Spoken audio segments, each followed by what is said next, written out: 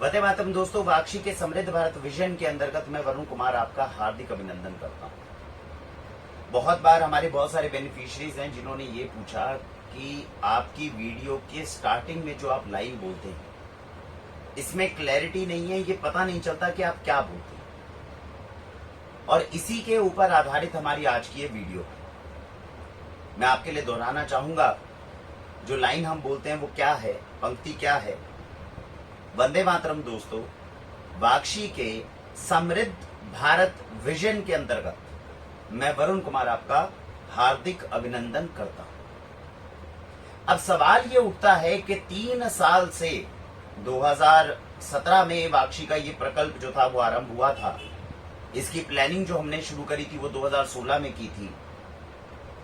तो ये समृद्ध भारत विजन जो हम लेकर चल रहे हैं, ये विजन क्या है, पाना क्या चाहती है वाक्षी अगले 10 सालों में, 15 सालों में, 20 सालों में, ऐसा कौन सा ऑब्जेक्टिव है जिसे हम अचीव करना चाहते हैं। और उस ऑब्जेक्टिव, उस विजन को अचीव करने के लिए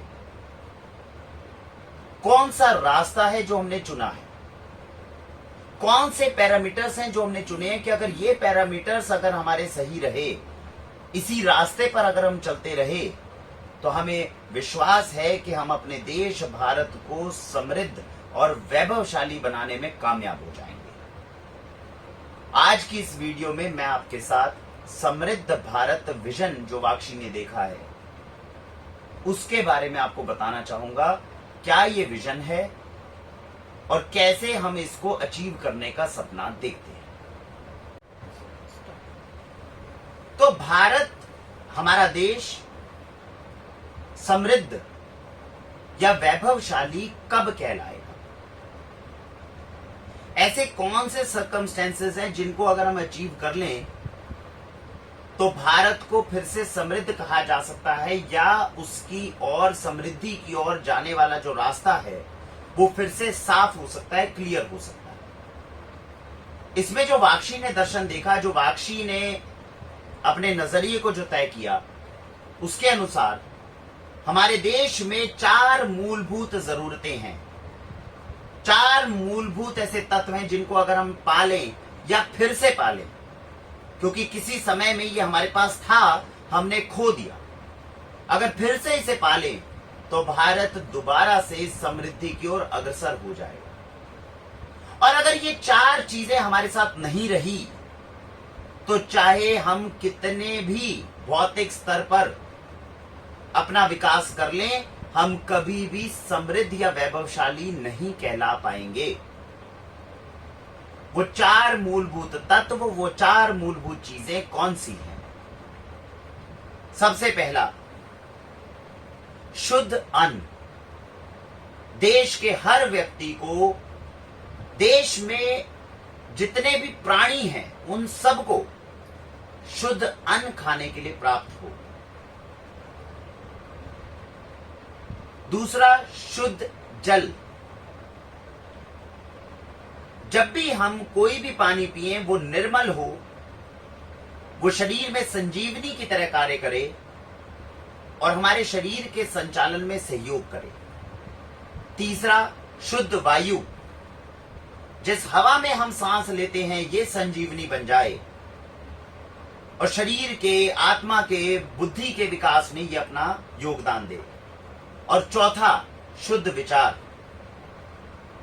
अगर विचार शुद्ध हो जाएं, केवल मेरा अपना ये करने की बजाय मेरा समाज, मेरा देश या ये पूरा विश्व मेरे साथ वैभवशाली बने, इस विचार को अगर हम साथ लेकर चलें, ये 4 मूलभूत जरूरतें हैं जिनको अगर हम पालें तो भारत फिर से समृद्ध कहलाएगा, भारत फिर से वैभवशाली कहलाएगा।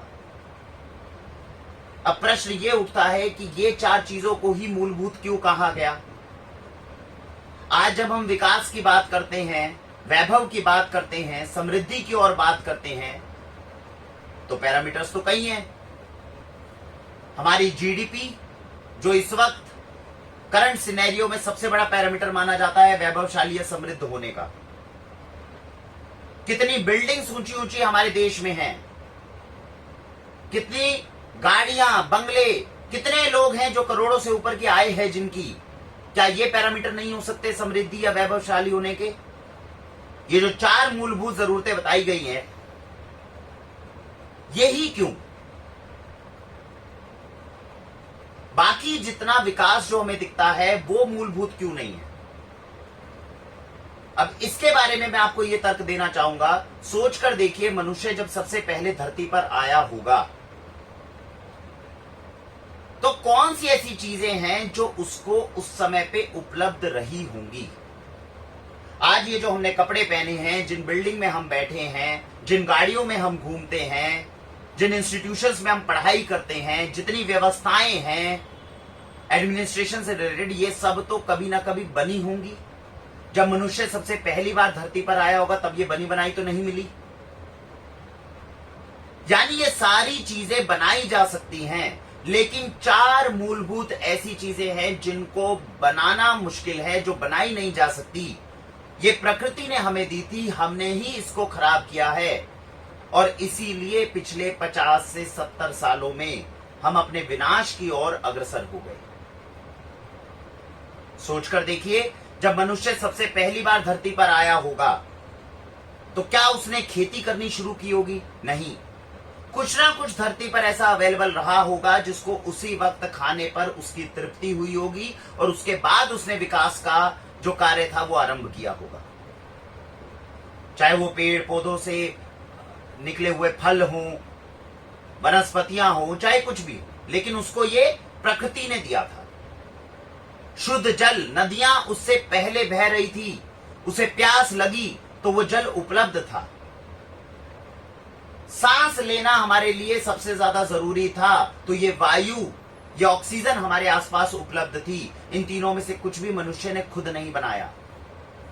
ये वो अनमोल धरोहर थी जो प्रकृति ने हमें दी थी, और शायद सबसे ज्यादा मूल्यवान, क्योंकि यही 3 चीजें उसको उस वक्त चाहिए थी। यही 3 चीजें थी जो प्रकृति ने उसको दी थी।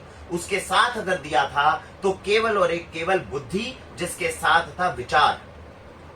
ये विचार जो था ये सकारात्मक था, ये विचार जो था ये विकासशील था, ये विचार जो था इसमें समृद्धि के गुण थे कि मैं विकास करना चाहता हूं, मैं समृद्ध होना चाहता हूं, इसलिए मनुष्य समृद्धि की ओर अग्रसर हुआ।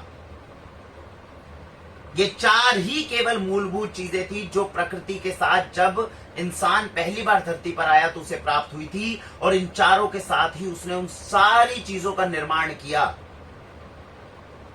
जिसके आधार पर आज कोई भी देश, कोई भी व्यक्ति ये कह पाता है कि वो समृद्ध है या वैभवशाली है। हमारे लिए दुर्भाग्य ये है कि इन चारों को ही हमने आज दूषित कर दिया। हजारों साल पहले जो 4 ऐसे तत्व, ऐसे आधार जिन पर विकास शुरू हुआ, आरंभ हुआ, अगर उसकी नींव पर ही चोट कर दी जाए तो जितना भी विकास का मॉडल खड़ा कर लें, जितना भी आप समृद्धि का मॉडल खड़ा कर लें, उसको जीडीपी के माध्यम से दिखाएं, उसको अपने बड़ी बड़ी अट्टालिकाओं के माध्यम से दिखाएं, वो सब एक दिन 1 मिनट में धुआं होकर ढह जाएगा। भारत के विकास की, समृद्धि की नींव में भी ये 4 ही तत्व, 4 ही गुण हैं, और इनको बचाना, संरक्षित करना, इनका संवर्धन करना, ये सभी सबसे मूलभूत, सबसे पहली, सबसे जरूरी हमारी आवश्यकता है। सोच कर देखिए, सब कुछ हमने कमा लिया, सब कुछ हमने कर लिया, 3 दिन अगर भोजन नहीं मिलेगा तो हमारा क्या हाल होगा? हर चीज को आंकलन करिए जो आपके आसपास है, और सोच कर देखिए, ये सब चीजें 3 दिन तक नहीं है मेरे पास, और एक बार सोच कर देखिए कि 3 दिन तक मेरे पास में भोजन नहीं है करने को, तो आपको पता चल जाएगा कि किसकी जरूरत आपके जीवन में ज्यादा है। सोच कर देखिए, 2 दिन तक अगर आपको निर्मल पीने लायक जल ना मिले तो फिर से आंकलन करिए अपने आसपास, सारी चीजों को देखिए और सोचिए, अगर 2 दिन तक जल ना मिले और इनमें से कोई भी चीज 2 दिन तक ना रहे, ज्यादा महत्वपूर्ण क्या है? आपको अपना जवाब मिल जाएगा। मात्र 2 से 3 मिनट तक अगर हमारे आसपास शुद्ध वायु ना मिले, हम अपना सांस रोक कर देखें तो हमें पता चल जाएगा ये वायु जो है ये कितनी कीमती है, इसकी शुद्धता हमारे लिए कितनी कीमती है। इन तीनों को जब अपने आसपास की सारी चीजें जो आपके ध्यान में आती हैं उनके साथ में आप इनका आंकलन करके देख लीजिए, आपको पता चल जाएगा ये तीनों कितनी आवश्यक थी। इन तीनों के साथ बस एक ही दिक्कत थी कि ये हमें फ्री में मिली थी और हम ये मान बैठे ये आजीवन हमें फ्री में ही मिलती रहेगी, इसलिए अपने दायित्व से हट गए और अपने विनाश के रास्ते पर हम आगे बढ़ गए। तो चौथी चीज जो प्रकृति ने हमें दी थी, शुद्ध विचार, हमने उसका भी हनन कर दिया। तो समृद्ध भारत के लिए वाक्षी का यह मानना है इन चारों को शुद्ध कर लें, अन्न, जल, वायु और विचार। तो यहीं से समृद्धि का रास्ता शुरू हो जाएगा। आने वाले 20 से 30 सालों में भारत वैभवशाली बनेगा, समृद्धि की ओर अग्रसर होगा अगर ये 4 चीजों पर हम कार्य करना शुरू कर देंगे। मुझे ये बताते हुए खुशी है कि आज के आधुनिक भारत को जब मैं देखता हूं तो ये कार्य अभी से आरंभ हो चुका है। वाक्षी तो इसका एक बहुत छोटा सा अंश है, व्यापक स्तर पर यह कार्य शुरू हो चुका है। इसीलिए आपको ये बात बताते हुए मुझे खुशी भी अनुभव होती है। जब वाक्षी के यहां से, अब वाक्षी के पास में दायित्व है, विजन हमने देखा है, हमारा योगदान इस पूरे कार्यक्रम के अंदर बहुत लिमिटेड हो, बहुत छोटा होगा हमारा योगदान, क्योंकि व्यापक नहीं है, कोशिश बहुत छोटी है, स्वरूप बड़ा है, लक्ष्य बहुत बड़ा है, लेकिन जो कार्य करने वाले हाथ हैं वो अभी बहुत छोटे, उनकी रीच इतनी ज्यादा नहीं है, वो बनने में समय लगेगा। लेकिन विजन में आपको बताता हूं इस कार्य को करने के लिए हमने सपना क्या देखा है। शुद्ध अन्न। शुद्ध अन्न कैसा होना चाहिए? भारत देश में मिलने वाला अन्न, जो भी अन्न मिले, वो कैसा होना चाहिए? पिछले 50 से 70 सालों में हमने अपने अन्न के अंदर केमिकल डाला। जब अन्न उग रहा था, urea, chemical, pesticide, chemical fertilisers, ये सब डाले हमने। प्रकृति ने व्यवस्था की थी, वो अन्न शुद्ध उग सकता था, शरीर में जाके पोषण देता था। हर उस अनाज के दाने को अंदर से ना केवल खोखला किया हमने, उसको जहरीला बनाया है अपने कर्मों से। जब वो अन्न उग गया तो मानिए 100 की बजाय उसमें 50 से 60% पोषण बचा था, 20 से 25% केमिकल, और वो 40-50% जो पोषण था उसको प्रोसेसिंग के दौरान प्रिजर्वेटिव्स डाले, एक्सेसिव हीट पर लेकर गए, कहीं देखने के लिए वो अच्छा लगे, कहीं स्मेल करने के लिए अच्छा लगे, कहीं उसकी शेल्फ लाइफ बढ़ जाए। केवल इस प्रोसेस के ऊपर हमने उसमें बची हुई जो 40-50% पोषण के तत्व थे उनको भी खत्म करके हमने मात्र 10 या 15% पर ले आए। बचे हुए 85% के अंदर तो केवल और केवल आडंबर छोड़ा। कितना दुर्भाग्य की बात है कि आज इतना सब कुछ होते हुए आज देश में अन्न की कमी नहीं है, और आपके बच्चे, आपका परिवार हर वो चीज खा रहा है जो उनको खाना चाहिए, और आप वो उपलब्ध भी करवा पा रहे हैं। दुर्भाग्य ये है, वो सब कुछ उपलब्ध होते हुए भी जब डॉक्टर के पास जाते हैं तो वो हमें बोलता है आपके बच्चे में आयरन की कमी है, कैल्शियम की कमी है, विटामिन डी की कमी है, विटामिन B12 की कमी है। आज से 70 साल पहले जब हमारे पूर्वज मात्र रोटी, प्याज और मिर्च खाते थे, थोड़े से घी के साथ लगाकर खाते थे, उनमें इन विटामिन मिनरल्स की कमी नहीं मिलती थी। उनका शरीर हष्ट-पुष्ट रहता था, बीमारियां नहीं रहती थी। आज ये सब कुछ होते हुए भी हम बीमार हैं, हम कमजोर हैं, क्योंकि उस अन्न के दाने के अंदर जो 100% पोषण था उसको हमने अपने कर्मों के द्वारा 5 या 10% पे हम ले आए, और उसके बाद में और पैसा खर्च करके दवाइयों से वो पोषण लेने का हम प्रयत्न कर रहे हैं। तो जिस राह पर हम पिछले 40-50 सालों में निकले हैं वो राह पूर्णतः गलत है, और क्योंकि ये मूलभूत आवश्यकता से जुड़ी हुई है इसीलिए इसके परिणाम भी भयंकर होंगे। तो वाक्षी का क्या सपना है? पहला, जो अन्न हम खाने वाले हैं वो हमारे लिए पौष्टिक हो। जितना हो सके उतना उसमें केमिकल की मात्राओं को कम कर देना, जितना हो सके उसको प्रकृति के साथ ले जाना, जितना हो सके उसको जैविक बनाने का प्रारंभ करना, इसकी कोशिश वाक्षी करने वाली है। और अच्छे अन्न का दूसरा जो आधार है वो है सात्विकता। जो भी अन्न वाक्षी के माध्यम से आप तक पहुंचे वो सात्विक हो। वो अन्न कोई ऐसा अन्न ना हो जो किसी को पीड़ा पहुंचाकर आप तक लाया जाए। तो इसीलिए अन्न के बारे में जो वाक्षी का विचार है वो ये कि जो अन्न हमारे घर में इस्तेमाल हो वो शुद्ध हो, जैविक हो। आज की भाषा में उसे ऑर्गेनिक बोलते हैं, आज से 70 साल पहले उसे शुद्ध कहते थे। तो ये शुद्ध हो, पौष्टिक हो और उसके साथ साथ ये सात्विक हो। वाक्षी का सपना है आपके घर तक शुद्ध जल पहुंचे। आप कहेंगे हमारे घर में आरओ है तो शुद्ध पानी आ रहा है, गलत फहमी है।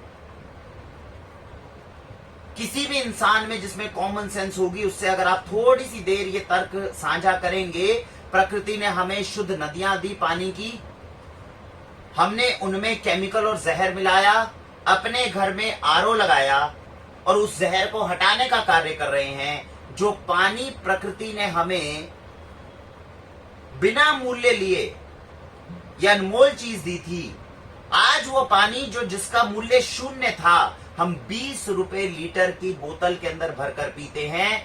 दुर्भाग्य ये है 20 रुपए लीटर की बोतल में पीने वाला ये पानी भी आपके शरीर के अंदर जाकर आपके घुटनों को खराब कर रहा है, क्योंकि उसमें वो एसेंशियल मिनरल्स नहीं हैं जो नदियों में थे। आपने पानी से जहर को तो अलग कर दिया, पानी में वो तत्व कहां से लेकर आएंगे जो प्रकृति ने आपको दिए थे।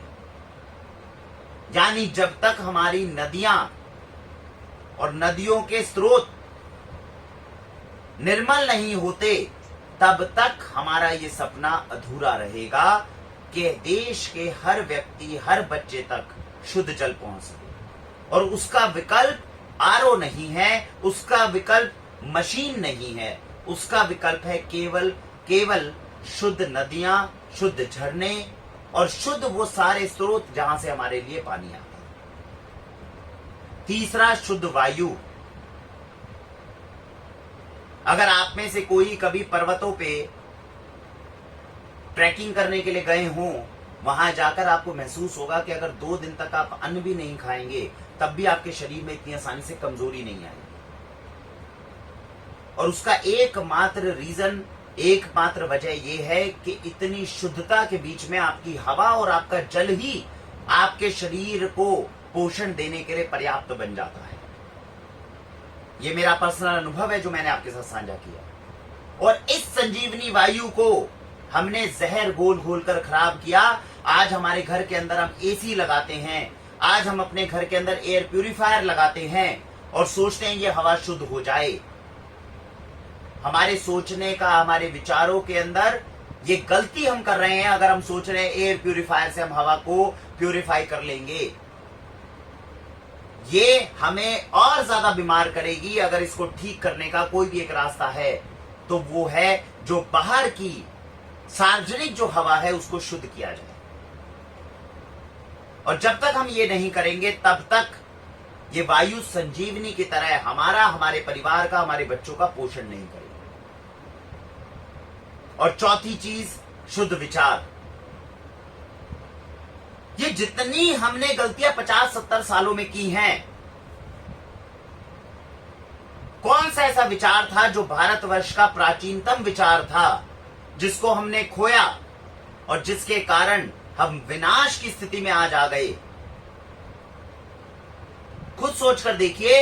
ये तो कोरोना आने से मानिए भला हुआ जैसे पूरे विश्व का, कि आपका जल और आपकी वायु स्वतः ही शुद्ध होने लग गई। नहीं तो वाक्षी की पिछले 3 साल की हर वीडियो में आप जानने का प्रयत्न करेंगे। पिछले 3 साल से हम गाजियाबाद में हैं, 3 साल से लगातार स्कूल दिवाली के आसपास बंद होने को मजबूर हो जाते थे क्योंकि हवा शुद्ध नहीं थी। वो गंदा पानी अगर आपके घर में आरओ नहीं है तो आपकी जान का खतरा बन जाता था, क्योंकि हमने नदियों को नालों में कन्वर्ट कर दिया था। ये तो शायद कहीं ना कहीं प्रकृति ने हमारी प्रगति के ऊपर थोड़ी रोक लगाकर मनुष्य को यह संदेश देने का प्रयत्न किया है कोरोना के माध्यम से कि जिस रास्ते पर तुम चल रहे हो, 70 साल तुमने मेरा विनाश नहीं अपने विनाश के लिए गड्ढा खोदा है, जिसकी भरपाई होने में केवल 10 साल रह गए हैं। अगर बड़ी बड़ी ऑर्गेनाइजेशंस की आप रिपोर्ट देख लें तो 2030 के अंदर अगर हमारा ये ब्रेक नहीं लगता, अगर कोरोना के समय पे ये ब्रेक नहीं लगता तो 2030 के अंदर महाप्रलय तक आ जाती। ग्लोबल वार्मिंग का जितना हम जितनी उपलब्धियां देख रहे हैं सब उसके सामने छोटी दिखती। समुद्र का तल जो था, वो जो समुद्र तल से ऊंचा पानी आ रहा था, वो महाप्रलय लाने के लिए पर्याप्त था। शुद्ध विचार, और विचार में केवल एक ही हानि हुई, और वो ये कि केवल मैंने अपने समाज, अपने देश और अपनी प्रकृति की कभी चिंता ही नहीं की। आज से 70 साल पहले हम प्रयत्न करते थे अपने साथ साथ अपने समाज, अपने देश, अपनी प्रकृति को अपने साथ लेकर चलेंगे। हमारे पूर्वजों ने कभी खुद के विकास की बात नहीं की, हमेशा अपने समाज, अपने देश और अपनी प्रकृति को अपने साथ लेकर चले। जैसे ही हमने इस आदर्श को खोया, पाश्चात्य संस्कृति के समान हम भी गुनहगार हो गए और विनाश की स्थिति में आगे बढ़ने लग गए। इसीलिए वाक्षी के प्लेटफॉर्म से हमेशा जब भी बात की जाएगी, वो केवल मेरा इसकी बात नहीं की जाएगी, उसके साथ में मैं, मेरा परिवार, मेरा समाज, मेरा देश और मेरी प्रकृति, इन सबको साथ लिया जाएगा। वाक्षी का ये पूरा मानना है। पिछले 3 साल में बहुत अच्छा अनुभव रहा। आप सभी का मुझे आशीर्वाद प्राप्त हुआ। वाक्षी को आपने इतना स्नेह दिया। लेकिन हमारा सपना कोई व्यापारिक संस्थान इसको एस्टेब्लिश करना ना तो रहा था ना है। इसीलिए 3 साल पहले भी जितनी मेहनत और जितनी ईमानदारी को हम पाने की कोशिश कर रहे थे, आज भी उस पर अग्रसर हैं।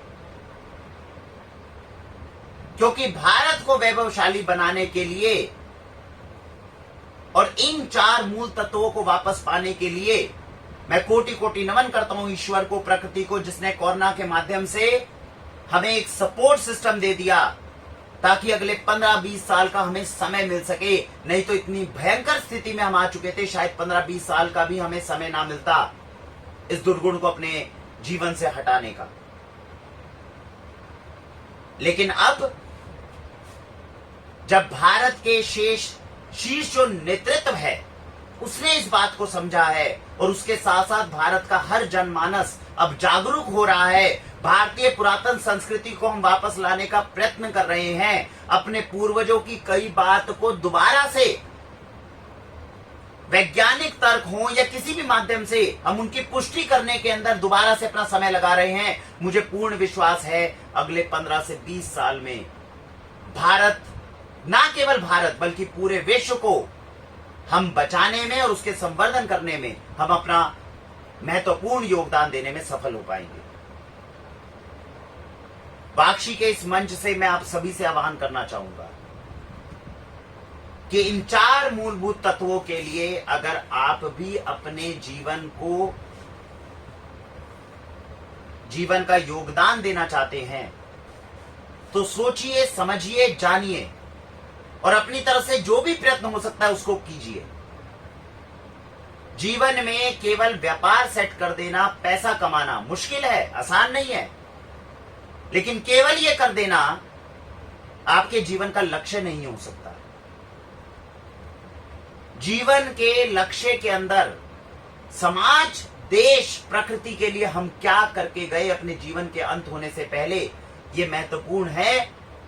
अगर ये अंश हमारे उद्देश्य में शामिल नहीं है तो जीवन कल भी अधूरा था, आज भी अधूरा है और कल भी अधूरा रहेगा। ये जल, ये अन्न, ये वायु हमें मुफ्त में मिली थी और शायद इसलिए कि मनुष्य जब इनका भोग करेगा तो बाकी प्राणियों के लिए राहत लेकर आएगा। हमने सीधा 180 डिग्री का टर्न लिया और दूसरों के लिए सुविधा करना तो दूर, हमने अपने भी विनाश के लिए गड्ढा खोदा और दूसरों को भी विनाश की मार्ग पर आगे लेके जाना हमने आरंभ कर दिया। मेरा आपसे निवेदन है, समृद्ध भारत विजन में अपनी तरफ से पूर्ण योगदान दें। आपका योगदान रहेगा अपने जीवन के अंदर एक ऐसा उद्देश्य धारण करना जिसमें ना केवल आप और आपका परिवार हो, बल्कि आपका समाज, आपका देश और आपकी प्रकृति भी आपके साथ हो। तो आज वाक्षी के समृद्ध भारत विजन को आपको बताते हुए मैं उन सभी नौजवानों से आह्वान करना चाहूंगा कि आप किसी भी फील्ड में कोई भी कार्य कर रहे हैं, केवल खुद और अपने परिवार की बात ना करें, समाज, देश और प्रकृति को साथ में लेकर चलें। ये हम सबके लिए, आपके लिए भी, हमारे लिए भी और सबके लिए मंगलमय होगा। इससे बड़ा आदर्श ना कभी दुनिया में स्थापित हुआ था, ना कभी हो पाएगा। भारत के उन सभी पूर्वजों को कोटि कोटि नमन करते हुए मैं अपनी बात को समाप्त करता हूं। आप सभी अपने जीवन में जैविक पद्धति अपनाएं, अच्छा स्वास्थ्य पाएं। Go organic, go healthy with Vakshi. Vande Mataram.